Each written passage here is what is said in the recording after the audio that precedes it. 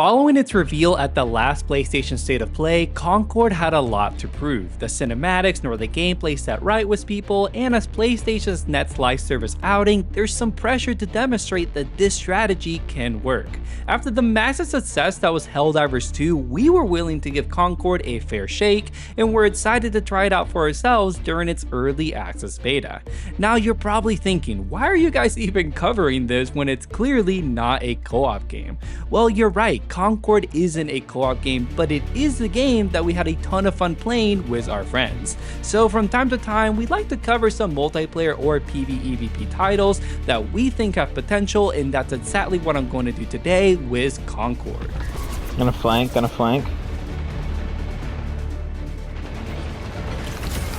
Oh, flanking these losers, let's go, baby! You see me over here, just taking them out, let's go! Yeah, baby, just 3 kills! Wow, that was insane! Shit, let's go, dude. I'm gonna die, but it was so worth it, bro, that was insane. I got all your tags. Now, I want to give you a bit of context before I dive into my impressions of the game. For one, Concord is being developed by a new PlayStation studio called Firewalk, which is made up of ex-Bungie talent. And you can really see a lot of that Destiny DNA in this, which I'll get to later. As part of the early access beta, Andrew and I got to play around 5 hours of the game. We got access to 4 modes, 4 maps, and all 16 launch characters. Game modes are split across 2 playlists in Concord, Brawl and Rivalry, with 2 other options that will be available at launch. Brawl is the more casual playlist where you can play Takedown or Team Deathmatch, and Trophy Hunt, which is basically kill confirmed. The Rivalry playlist is a bit more competitive, featuring round-based modes with no respawn. This playlist included Clash Point, which has both teams fight over a zone on the map, and Cargo Run, which is a familiar attack and defense style mode. An additional mechanic to the Rivalry playlist is that you can't choose the same character once you win a round as them, which really forces you to coordinate with your squad on team composition for each round. This playlist turned out to be one of the more rewarding aspects of Concord once we got 2 of our friends on board and we all locked in and got some dubs, but I'm getting ahead of myself. Let's finally get to my impressions of the game. Healer. Oh my god, guys. Put in the dome right here with a healing pad. Yeah, we got a guy to the right trying to flank. Got him. Nice. Oh my god. Alright, why have I been sleeping on fucking crossbow ladies? This is madness. Dude, we are absolutely a machine right now. Let's go, boys. I love it. I fucking love it. This is sick.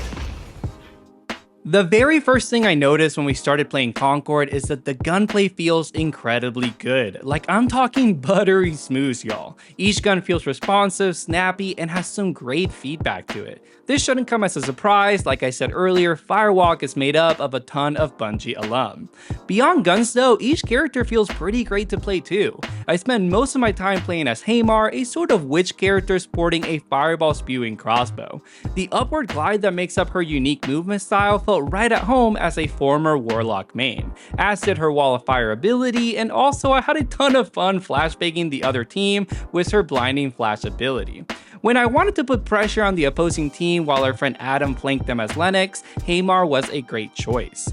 Another character I played was Itzy, a hippie looking alien girl whose main weapon is a rapid firing Uzi. This character is significantly faster than any other character I played, even down to her base running speed. To further complement her speediness, she has probably one of the sickest abilities in the game, as she can throw this funky sphere of energy and then teleport to its location.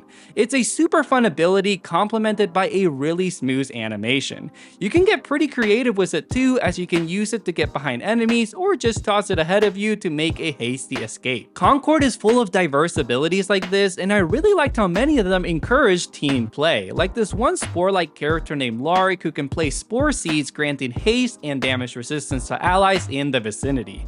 Once we started to get the hang of the roles we wanted to play, Concord really clicked and we were having a blast. Andrew took the mantle of our dedicated support player, playing as Daw, who can place both a protective safety dome as well as healing pads. We started moving as a unit, with Andrew placing new domes as we encroached on the opposing team, while Adam and Gabe flanked from the sides as Lennox and Tio, and I put pressure on them as Hamar. It was pretty sick, honestly. Since we were feeling pretty confident, we swapped to the rivalry playlist to really put our teamwork to the test. Like I mentioned earlier, once you win as a character, you can't play them again, so we really had to coordinate on our team composition, with each one of us taking our turn to play Daw, who was pretty crucial to getting the dub in Clash Point. Since there's no respawns, we started to communicate a lot more, like calling out opponents, throwing out pings, and prioritizing defensive abilities like Daw's domes or Duchess's ability to put up walls. Admittedly, we did get wrecked a couple times, but the matches we did win felt super rewarding. Before I get to some critiques, I just want to hammer on this point that every time we won a match, I always felt like we won because we worked together rather than someone carrying the team and getting a ton of kills. As two bros who primarily play co-op games, you can see why Concord is appealing to us. Even so, I found a couple things I was less happy with in Concord. I think the time to engage is just a bit too long. I would often respawn and go more than a couple minutes before encountering any opponent, let alone my teammates. Maybe this will feel better once we've all gotten used to the various traversal abilities, but for now, just felt a bit awkward at times. My other critique has more to do with some lackluster onboarding, which is ironic to say coming from previous Destiny developers. Now, I wouldn't say this detracted from our experience, but there's two systems in the game that are pretty unique to Concord and are sadly not very well explained at all. The first one is Crew Builder, an option in the menu that lets you essentially create your own roster of 12 free gunners. It's this specific crew that shows up on the free gunner select screen during a match, plus 4 backup options that the game selects based on what it thinks your team needs. I didn't really get why this was necessary, since wouldn't I always have access to all 16 current characters regardless, but the thing is that you can actually unlock variants of each character which are the same save for an alternate perk. Like how default Lennox can reload his gun by dodging, while a variant version gets more ammo for all his weapons instead.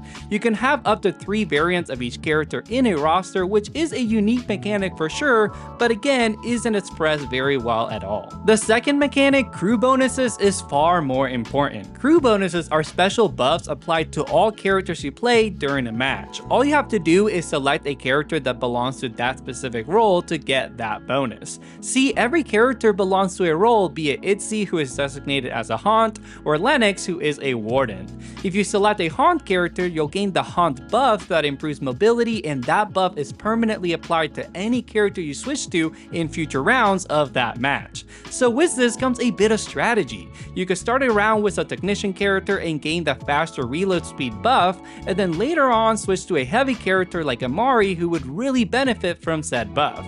Cards on the table though, I didn't know about any of this and learned about it outside the game, so I don't know if it's just buried under some text tutorial or I just missed it. Regardless, it wasn't nearly as clear as it needed to be. To be fair, there is a tutorial option that isn't available in the beta, so hopefully that does a better job of covering these unique systems. Nice. Hey, Nice. One man down, we still got it. Let's go, the 4 of us. I'm glad that guy quit so we could get the shot.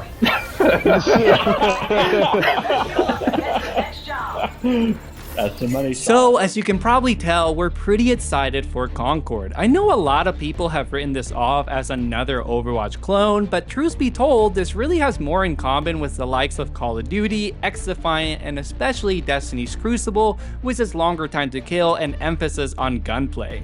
Another thing I want to mention as we wrap this up is the incredibly high production value.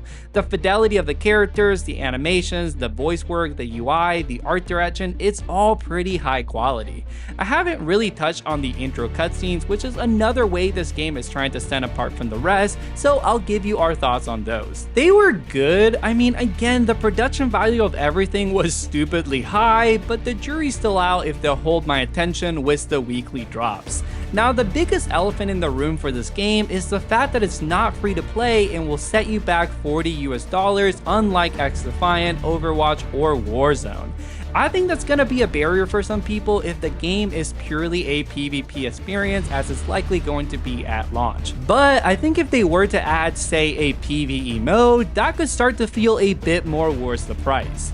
At the end of the day, for us, it was a really fun game to play with our friends. We're willing to pay the price if it means we have fun with it for a couple months, and then we move on or come back here and there when a new hero drops. Hopefully they stick the landing. We'll have to see when Concord drops on August 23rd.